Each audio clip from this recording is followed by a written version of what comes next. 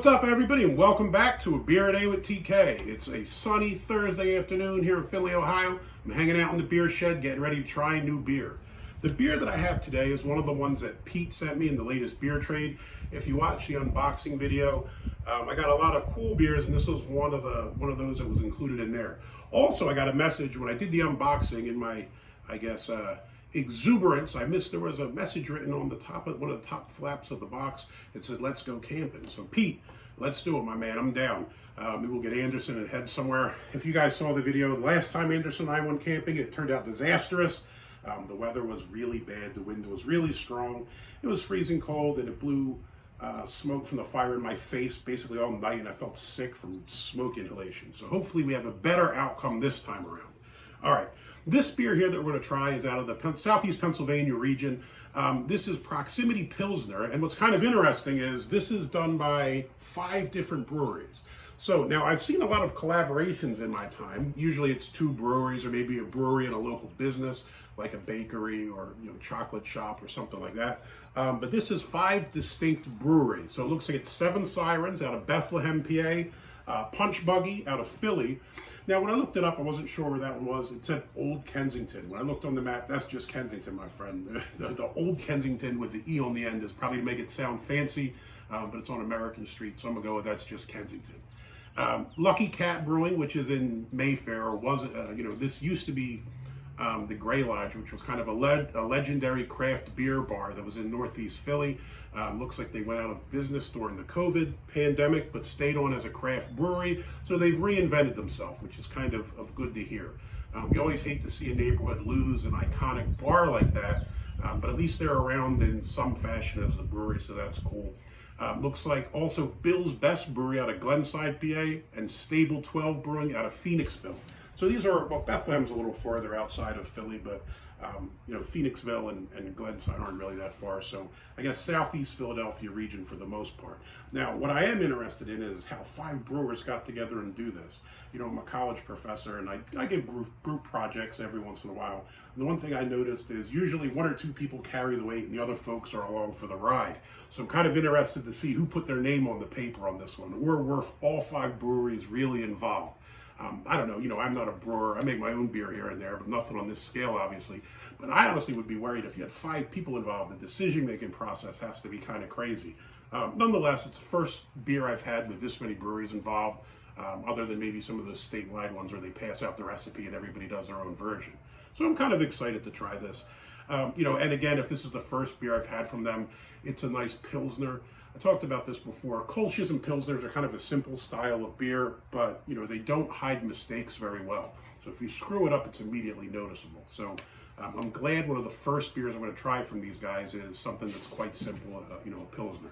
Now on the side here, it does tell you the hops, or the malt and the hops and yeast they're used. So for the malt, it's Proximity Pilsner. For the hops, Mittelfrüh and Saaz, and the yeast, Weihenstephan. Right? So some cool artwork on here. Looks like, I don't know if this is supposed to be an eye, some kind of menacing images, and this demon-type fellow on the side. All right, so 5% ABV. When I looked it up on the Lucky Cat site, it said that it is clean and spritzy with a touch of sweetness. As it's a really warm day, I think it's about 88 today, this will come in handy. I've had it in the fridge since yesterday, so nice and cool. I'm going with this super cool glass here. This is one of the German glasses that I picked up from that Coleman's military surplus. This one is the Hellertal Weiss, and it's really cool because it has the rifling inside, so there's a really cool pattern on it. Now, as to the color, it's the color it should be. It's kind of a light straw color.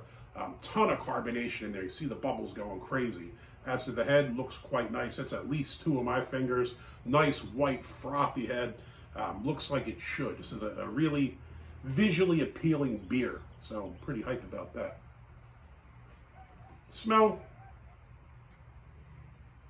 pick up a little bit of kind of bready malt, maybe a little bit of a floral note as well, but it's not a really strong smell. I mean, again, it's a Pilsner. You wouldn't expect it to be, crazy fruit flavored or hops or anything like that. Just has a nice clean beer smell to it.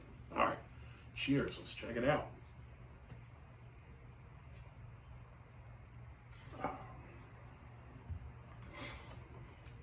I needed that.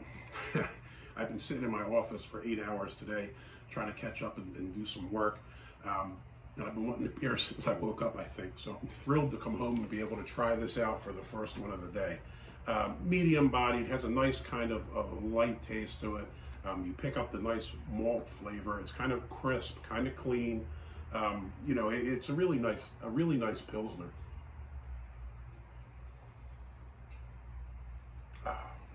Yeah, carbonation still going in there quite nicely. Head's still around a little bit. It's broken up a bit, but still sitting there. You know, what can I kind of say about this? It's a Pilsner, right? So you kind of get that nice balanced malt taste, just kind of, you know, it's there. Maybe a tiny bit of hoppiness to kind of balance it out, but it's not overwhelming. It just kind of, you know, accentuates the nice malt sweetness. It's a really good beer. And I would be thrilled to try another one of these. Like I said, it's a shame to see the Grey Lodge, you know, go south. But if this is any indication of the stuff that they're brewing and what we're going to see from them in the future, you know, maybe this is a good thing that we'll see what Lucky Cat can do.